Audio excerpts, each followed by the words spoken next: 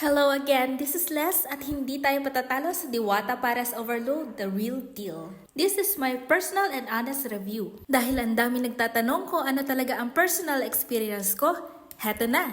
Totoo nga ang chismis, dinadayo siya ng tao. Dahil mahilig talaga ako sa sitsarong bulaklak, umorder agad ako ng 2 pares at isang fried chicken.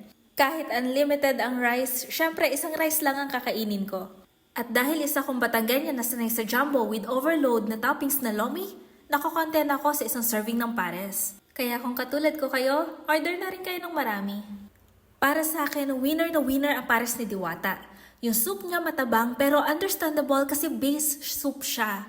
So ikaw na lang bahala magtimpla kasi yung ibang tao naman na may medical condition o di kaya senior citizen na bawal sa maalat. So tayo na lang ang mag-adjust. Honestly, may mga natikman akong paresan na mas malasa yung sabaw niya. Pero kay Diwata, chicharon bulaklak pa lang at saka lechong kawali, solve na ako. Tama-tama rin ang crunchiness at timpla ng fried chicken niya. At heto naman ang mga rooms for improvement. Messy talagang table at tabi-tabi kayo, don't expect na may mauupan ka at may privacy ka.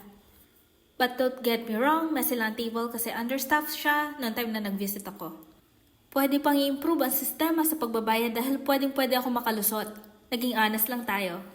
Learn to delegate, Diwata. More smile and more rest kasi you deserve it.